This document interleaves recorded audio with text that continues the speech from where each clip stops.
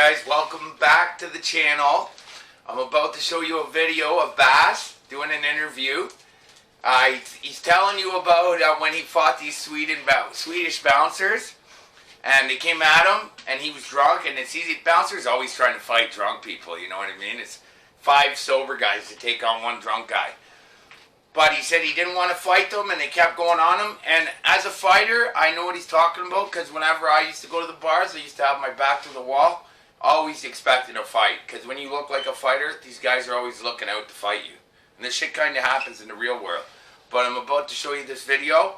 It's a good little interview, and he tells you how he went to jail and shit.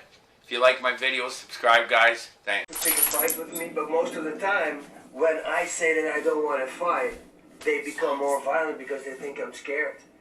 And then once I start realizing that, I think maybe it's something comes back from when I was a kid. I have no clue. But yeah, I had the newspapers a few times. I was finding a whole bunch of bouncers in Sweden. I go into a bar. The guy said to me in a nightclub, "Boss, keep it relaxed tonight." It was an alarm bell went off in my head. I should have turned around.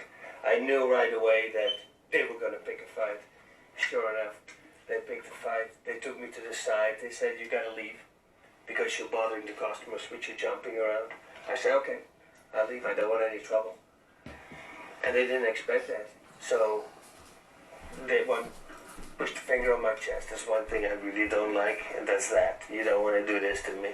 So I tell them, "Listen, man, just don't touch me." And then this big guy stands behind him, and he jumps over and he puts his finger in my eye. And I go, "Man, I told you," I said, "I don't want no trouble." And boop, in my other eye. And poof, he went down. And I turned around, and there they were.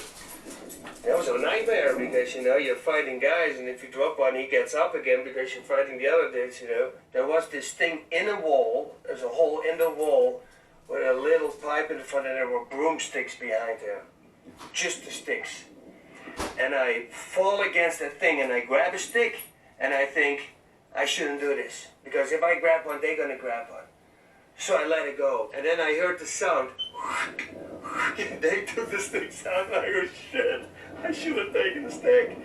You know, now I got the stakes on my head, I got guts everywhere in my eyes, the white of my eyes is that deep red, and they step back, and I go, cool. They see in my eyes that I really mean business now. But then when I looked around, backward, there was the whole police force was standing outside. And that's why they stepped back. I wasn't cool at all. They threw me a freaking jail because what happens is one of those bouncers is a cop. There need to be a cop at the door. And obviously, I hit the guy also. After I was 2 days in jail, they allowed me to make my first phone call. So I call my wife and I say, "Honey, I got some good and some bad news. What do you want to hear first?" And she says, "The good news." I say, "I didn't shake 2 blonde Swedish girls."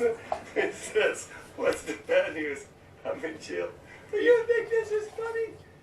When I get my lawyer coming in, I says, "How long am I going to be here?" He says, "Well, minimum of 6 months."